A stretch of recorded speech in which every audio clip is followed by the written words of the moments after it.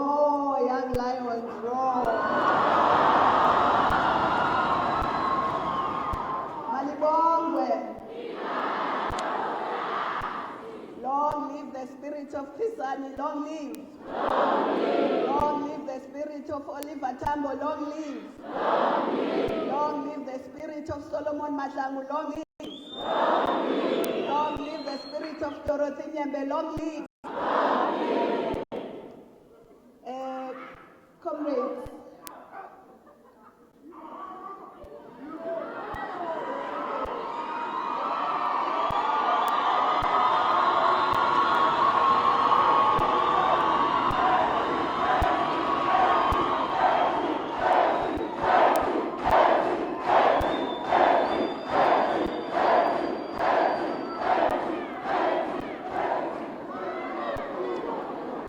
Comrades, let me greet the leadership at the university, all the leaders of the students in their formations, SASCO, Youth League, PYA.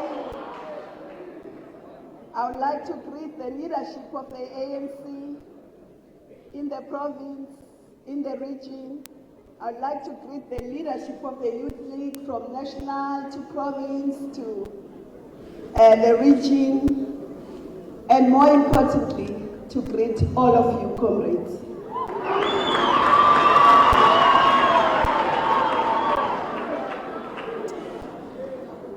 It's great to be here,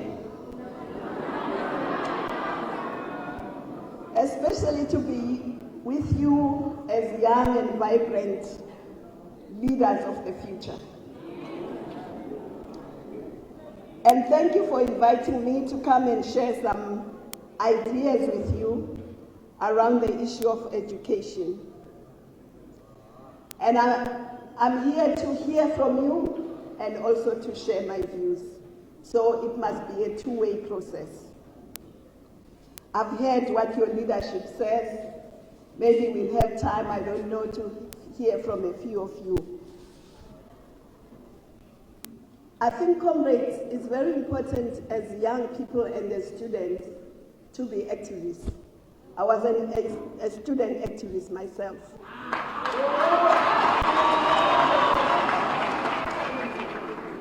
So, if you are not active as students, it would mean this country is in trouble. So, be active, be disciplined. Comrades, let's talk about education. First, let's just remind ourselves, because we can't be activists and be ahistoric. We must just look back and say, where have we come from with education? We know that when we were colonized, and comrades, we were colonized, and there's nothing wrong in recalling our history, because it looks like now if you recall history, it's a problem. It's not. We were colonized.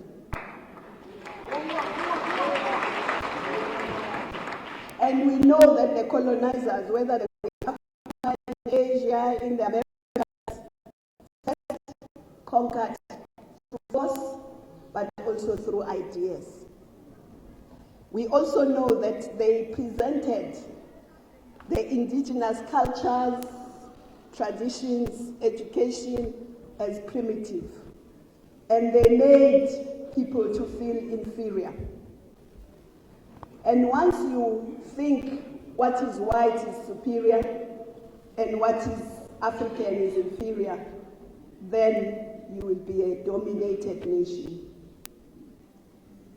So part of decolonizing ourselves, it must be believing in ourselves.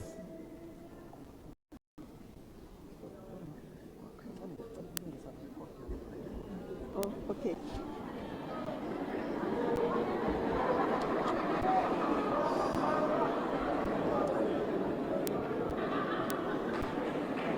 So they also, They also made sure that we thought our languages, our cultures were inferior, and they wanted us to be ashamed of them. But let me remind you, comrades, that this continent had universities, did maths, astronomy, science, even before the Europeans. There is a nation here called the Dogon people. The Dogon people understand astronomy more than anybody else. Not so long ago, NASA admitted that they've now confirmed what the Dogon people were saying. Because the Dogon people were saying there is a star that is only seen once between 50 and 60 years, and it disappears. And NASA has confirmed that, but the Dogon people knew it long before that.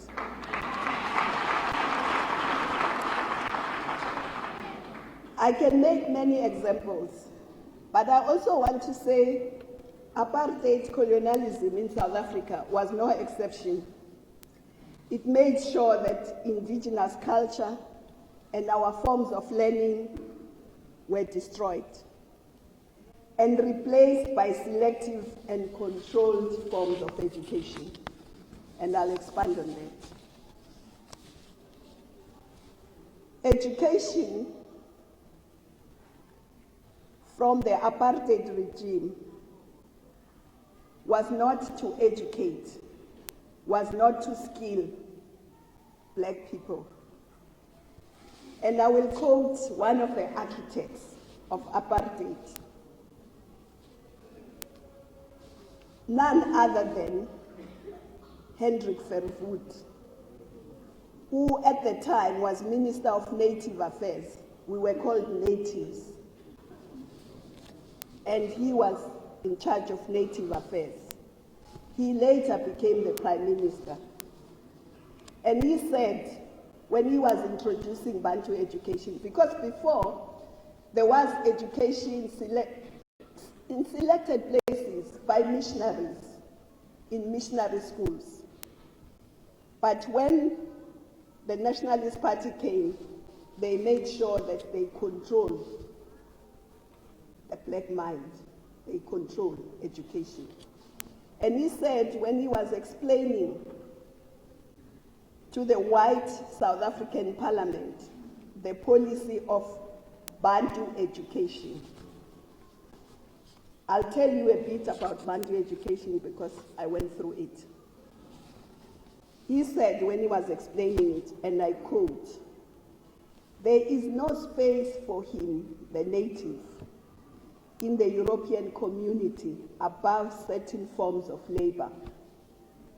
For this reason, it is to no avail for him to receive training which has its aim in the absorption of the European community, where he cannot be absorbed. Until now, he has been subjected to a school system which drew him away from his community and misled him by showing him the greener pastures of European society, where he is not allowed to graze." That was the basis of education. It was a tool for subjugation. It was a tool for oppression. So when we talk about education, we must remember that it was a primary tool for oppressing us, for controlling black people and women,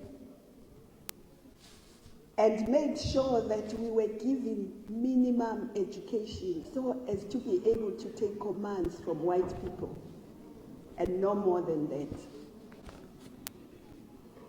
We were to be cheap labor, such as domestic workers, factory floor workers, gardening.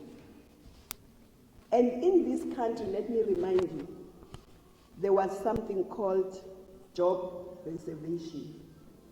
there were jobs that were reserved for whites. Can you imagine that?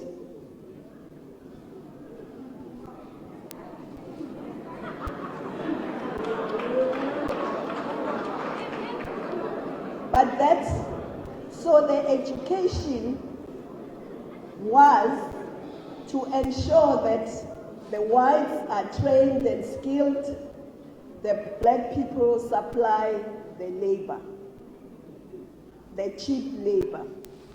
But of course, few of the people escaped those clutches and got educated. So if education was used as a primary tool for oppression, we must use it as a primary tool for liberation.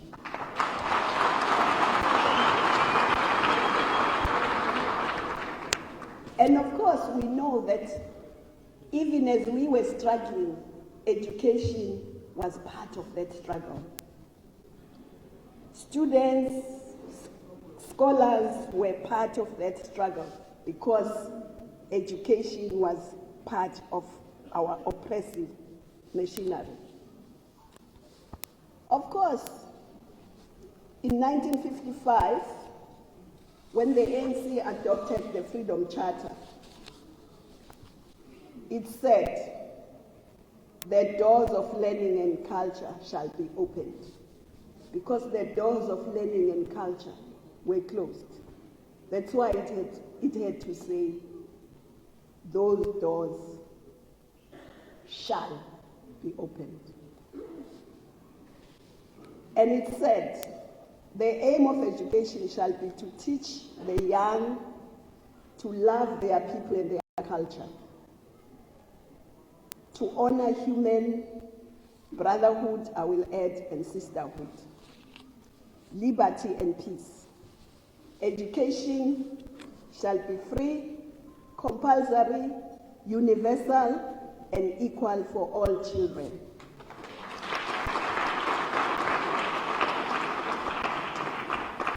And of course, it went further then in 1955 and said, higher education and technical training shall be open to all by means of state allowances and scholarships awarded on the basis of merit. So, when this government, the ruling party, was preparing to go into government, it developed a document called the Reconstruction and Development Program, RDP. Some of you may not remember it. Then the RDP identified the development of our human resources as one of the 5 basic pillars. So education was one of the 5 basic pillars. And I will say in a bit of detail what that RDP said about education. It said, we must develop an integrated system of education and training that provides equal opportunities to all, irrespective of race, color, sex, class, language, age, religion, and geographic location, political or other opinion. It must address the development of knowledge and skills that can be used to produce high-quality goods, not raw material, high-quality goods and services in such a way as to enable us to develop our culture, our cultures, our society, and our economy. Education must be directed to the full development of the individual and community, and to strengthen respect for human rights and fundamental freedoms. It must promote understanding, tolerance, and friendship amongst all South Africans, and must advance the principles contained in the Bill of Rights. A new national human resource development strategy must be based on the principles of democracy, non-racialism, non-sexism, equity, and redress to avoid the pitfalls of the past. The democratic government has the ultimate responsibility for ensuring that our human resources are developed to the full. And lastly, education, training, and development opportunities must be provided in accordance with national standards. And then it said, however, civil society must be encouraged to play an active part in the provision of learning opportunities as part of the National Human Resource Development Strategy. So that's what we said when we went to government for the first time in the RDP document. 15 years later, in our conference, 53rd National Conference, we resolved, and I quote, paragraph 3.2, we must progressively introduce free education for the poor until undergraduate level. The ANC to focus rigorously on the quality of education. Education must be prioritized as one of the most important programs for the next 5 years, of course.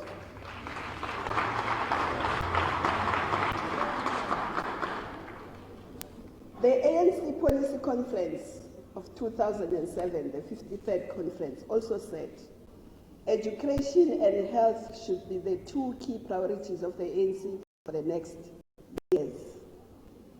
It is important that our focus is on these sectors as we move forward to advancing the national democratic revolution. An uneducated or unhealthy population is a recipe for disaster. That's what the conference said. We need to view these two areas as investment in our most precious resource, which is our population. So, education and health are investments because you can't, even if you have the finance, you have brick and mortar, you have mineral resources under the ground, you have natural resources, if you don't have skilled people to create and to turn those resources into wealth, our economy will not grow, we will not be a prosperous nation.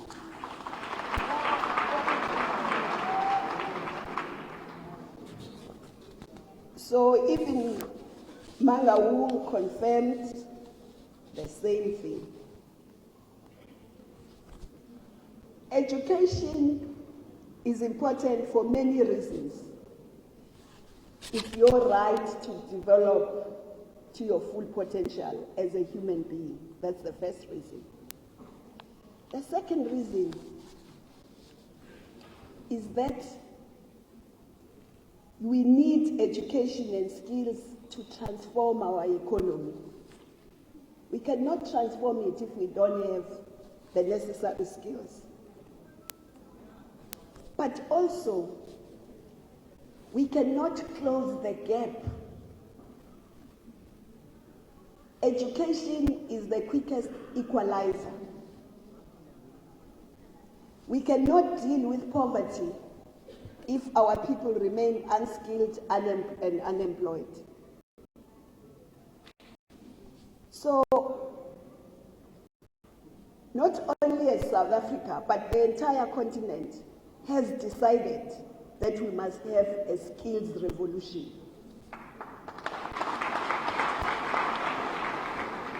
And therefore, South Africa, as part of that decision, must have a skills revolution. So it means that we must be educated, but we must be skilled at all levels, from the highest skills of engineers and others, right up to technical people, to artisans. Because the shoes we wear are made by artisans. And many other things. We must also develop our blue economy. We have more than 3,000 kilometers of sea coast. That's a very important economic area. And we need skills in that area as well. So, it's not only to develop ourselves and our communities, it's to develop the economy, it's to deal with unemployment, it's to deal with poverty. So education must have the first call on resources as a country. We cannot justify any child that is denied education or skills on the basis of poverty or lack of finding of money.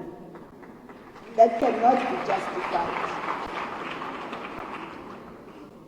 That cannot be justified. No child should be denied education on the basis that they cannot pay.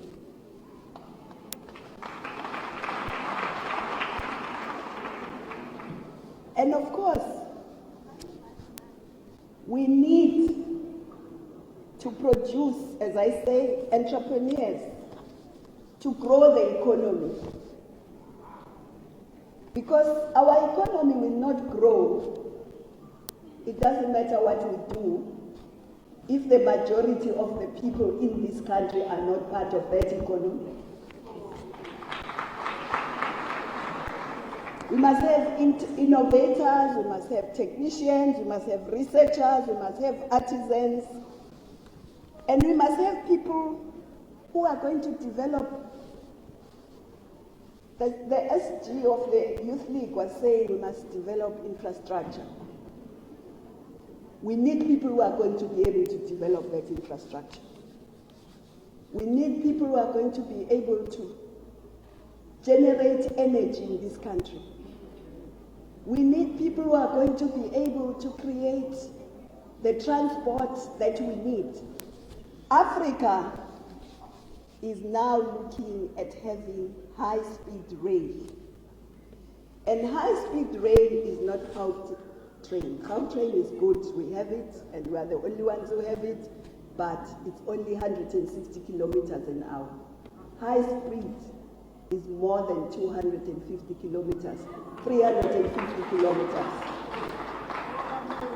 And Egypt is probably going to be the first country to do that. Why not us? But they've already started working on it. Their first 800 kilometers of high-speed rail, they are working on it. But I'm just saying, Africa is at that level. That's the ambition of Africa. So we need young people from this continent, not from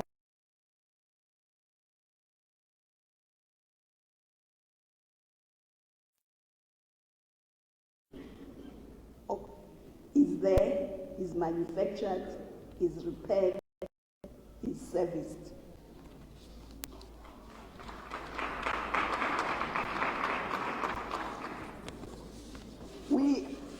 We have, as Africa and as South Africa, we have almost all the minerals that we need. But why don't we have all the jobs that we need?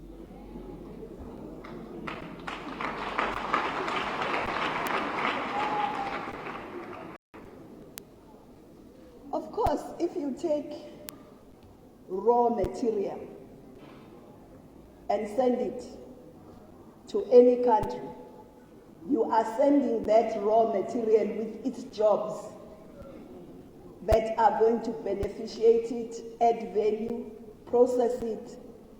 Those jobs are going to be created where you are sending the raw material. So we must begin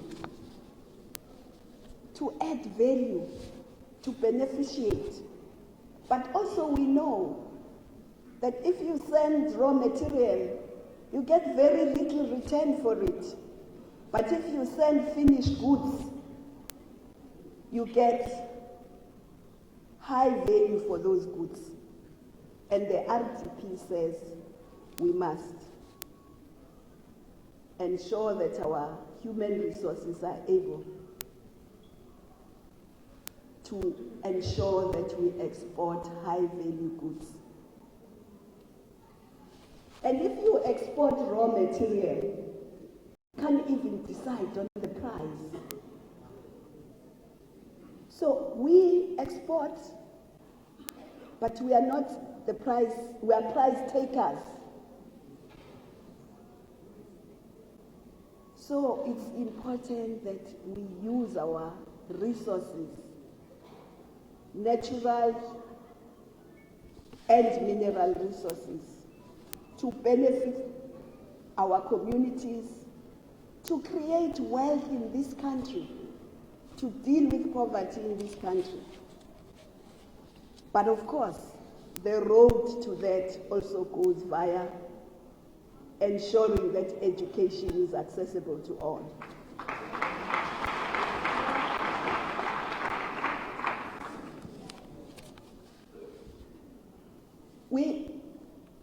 We are not even ensuring that those who want to have further education have it, because we just don't have even enough space, not even enough infrastructure for those who pass. So in the meantime, I don't think we should wait for that infrastructure. Yes, the infrastructure must be built, but there's technology now. We must begin to use technology to expand the education spaces.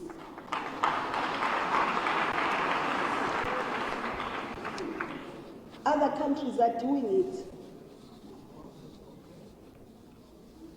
And we can leapfrog if we also use technology.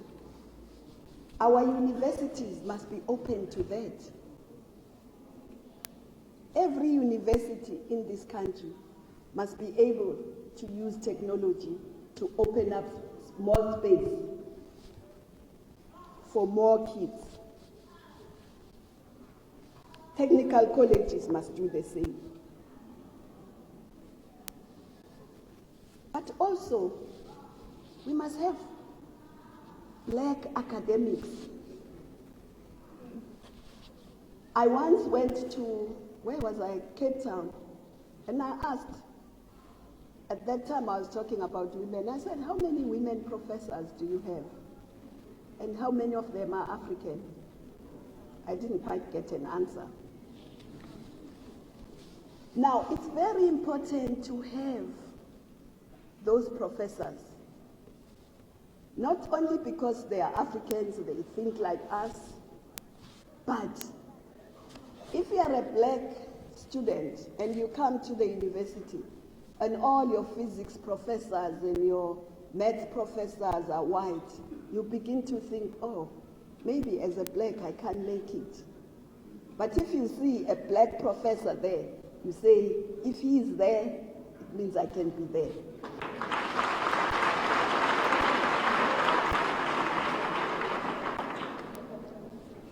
If you come to the university and you want to study chemistry, and all the professors are white chemistry, and probably men, and you are an African woman trying to, your ambition is to have a PhD in chemistry, from day one you begin to think, maybe I'm in a wrong class. Because we need those role models so that our kids can aspire. Because if our kids don't see role models, they will have no inspiration, they will not aspire to get there. So our transformation cannot only mean just admitting black students.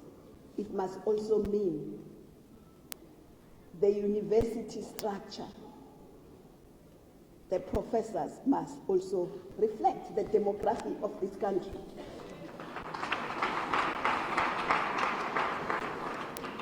The demography of this country must be seen everywhere. But also education must be of quality, but also must teach young people to be patriotic.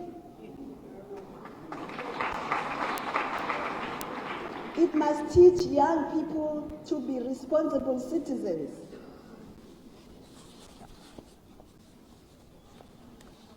Do we get that in our schools? Do they teach us about being patriotic? So we need education that produces a young, rounded, responsible citizen who is patriotic and Pan-African. Because we are Africans and we are proud of being Africans. We should not have education that makes us feel inferior or negativity about us. No. That was apartheid education. Let me tell you, when I was at medical school here, we were part of the University of Natal, but we were not allowed to stay in the residences of the University of Natal. Yes. Where were we staying? At Alan Taylor residence, near the petrol tanks there at Wentworth. We were staying there. It used to be an army barracks, and that's where we were. Because we were Africans, we were black. Indians, coloreds, and Africans could not stay in the residences here. Do you know that we were not even allowed to wear the university blazer? Yes. Yes. We were not.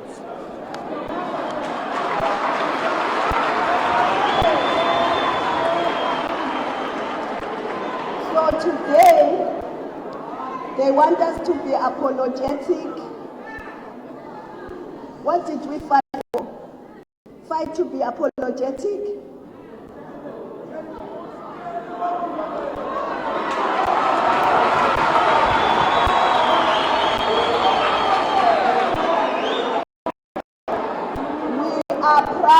Africans, and we are proud black people.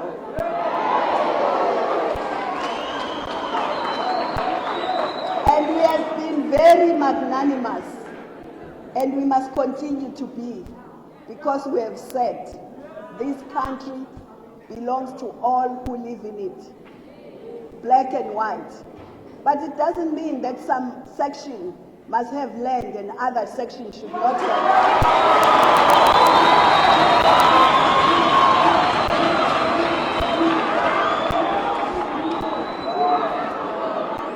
Nobody should be excluded. We cannot have policies of exclusion in a democratic South Africa. Nobody should be excluded.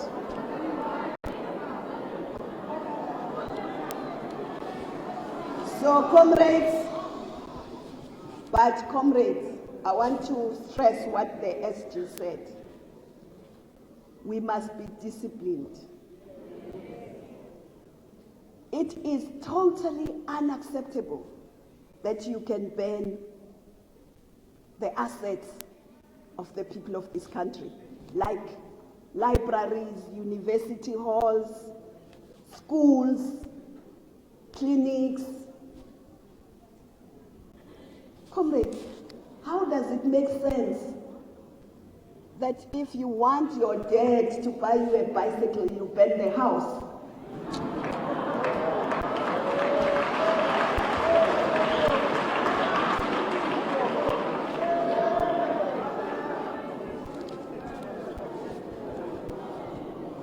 You must be disciplined.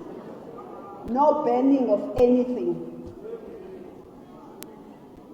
If you want something, want what you want and not destroy what is there.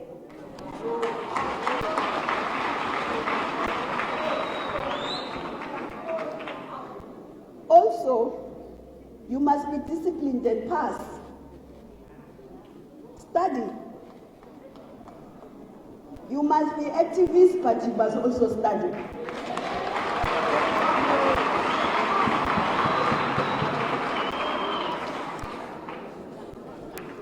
Because if you don't study, you are not going to pass. You are not going to have the skills. You are not going to create jobs. You are not going to get jobs. So, each one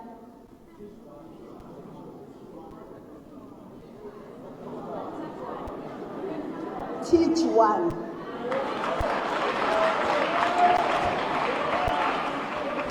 But you must be disciplined.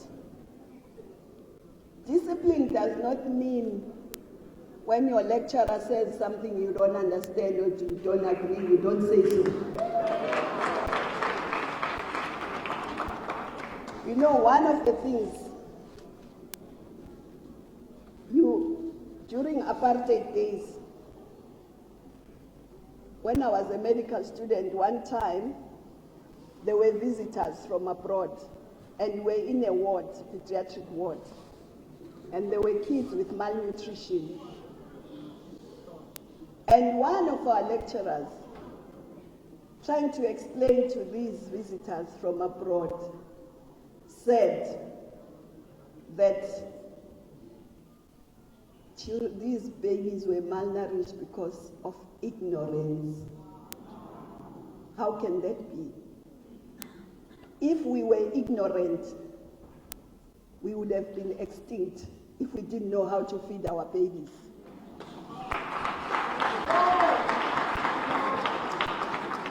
Instead of telling the truth, that it is oppression, people don't have land, people don't have jobs, people don't have money, and the government does not care during those apartheid days. So you question it. You don't keep quiet. Of course, sometimes I hear, sometimes even my children, they say, we didn't agree, but we wanted to pass, so we wrote it. So I'm just saying, you must be well-rounded, you must be disciplined, you must pass, you must query what needs to be queried, and you must not have anarchy, as they said. But also, there is a problem that I don't know. There's quite kids who even are on NSFAS. The dropout rate is high. We must know why. Because we shouldn't have dropout rate, because it means that people come in and out and poverty will continue. So we need to know why and improve and deal with whatever is creating that problem. Now, countries that are very equal, whether it's Scandinavian countries, whether it's the Germans, they've built on education. Of course, Germany is one of those few countries where education is free. And Norway, but there is a country that is poorer than us, that has free education, up to whatever, doctorate, and that's Cuba.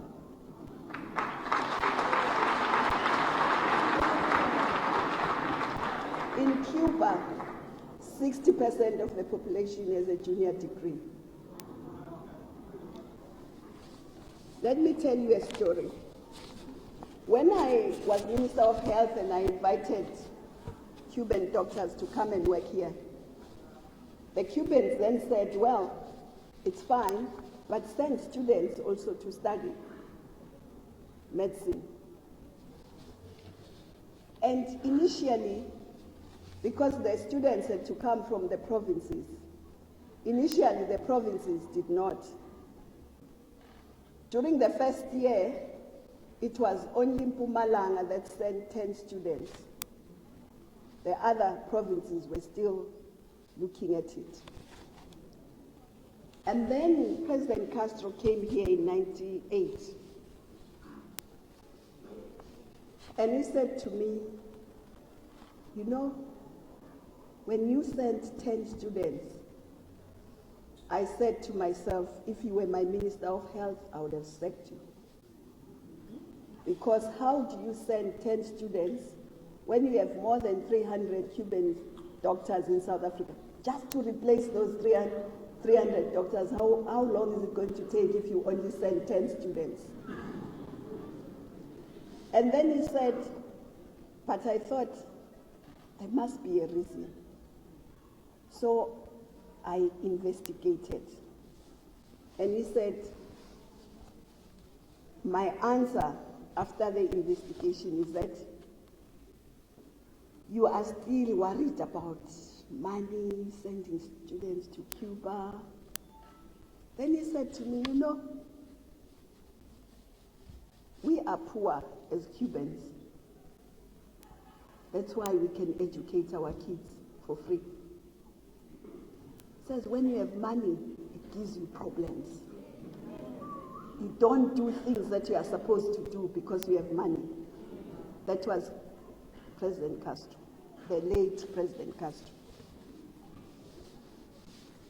So I think it's important that our children, we talk about in the Constitution, we talk about dealing with problems of the past, we talk about redress, we talk about all that.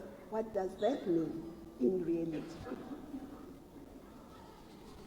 But comrades, you get nothing, Maushele Kone.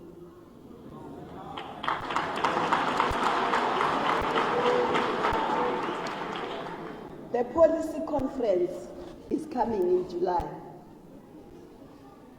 I hope you are not only discussing the documents, but you are making your inputs. Are you? Are you? Yes. If you are not, you must start. It's important that you make your views known at the policy conference. You contribute to the policy conference. Your intellectual capacity must help the ANC. You must contribute because at the end of the day in December, when those policies are adopted, when those resolutions are adopted, if you haven't made your views known, you can't complain and say this is not there, that is not there. Can you? You can't. So activism means you also take responsibility. And I'm saying that because I was a student activist when we had no government except the apartheid government, and we couldn't say the ANC was banned, but we still were active, we took responsibility, and I'm glad that you are here coming to discuss this important issue of education. Education will take us out of poverty. Skills. Because when you have skills, you will be innovators, you will create jobs. We need to industrialize. You will be industrialists. So let's transform this economy. It's ours. Let's transform it. We are not excluding anyone, but we are not going to be excluded, and keep quiet.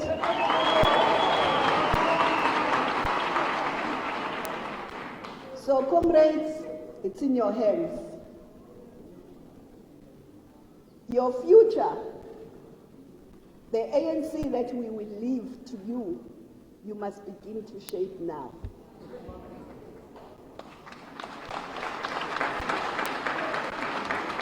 Because if you don't, you may inherit something you won't like. But if we are going to transform the economy, we cannot be divided. The struggle for economic emancipation is going to be harder than the struggle for political.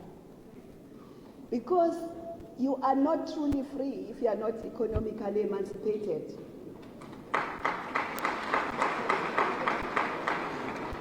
So nothing is going to come easy. It's going to be hard. So we need to be together.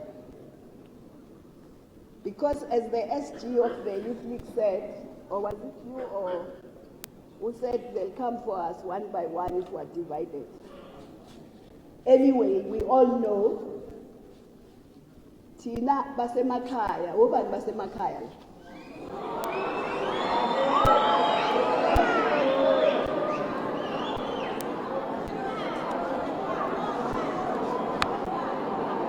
Tina basemakhaya.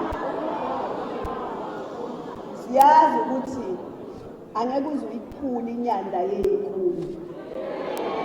Noma usugoliathi ngeke uyiphule. Kodwa ukhuni ngalunye laleyo nyanda uyoliphula.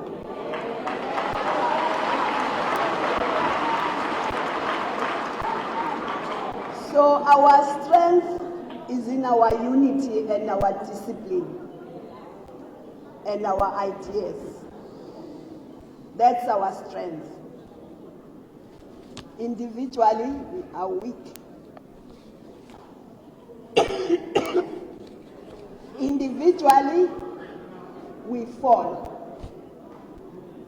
Divided, we fall. United, we stand.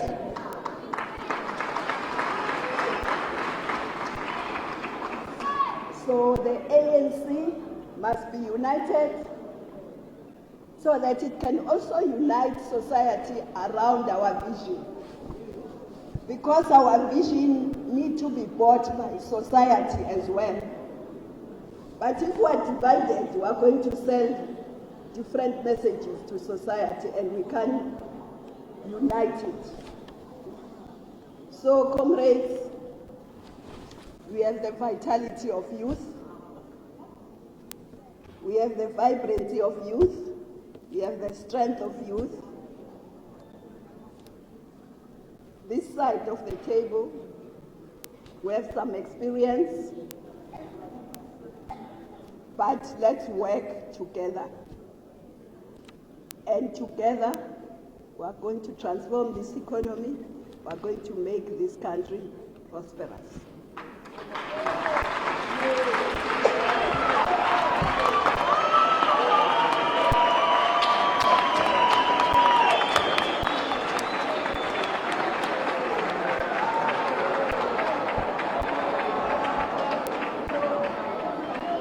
Manda, awe tu, viva ANC, viva. Comrades asikaqedi, sele kancane nje maniliphele. There were 4 questions, comrades. Okay, comrades, Amanda. 2 seconds, your comrades, 2 seconds. While we first, before sibiza unobhalisa ngaphambili, comrades, khona oshiye isikhwama uzosithola la ngaphambili, right? Bathi uphethe isirongo sakhe yilesi. Akabuyiseka azothola lesi. Manda, awethu, wakhuluma upresident, I mean uMankosazana. Ukulele economic freedom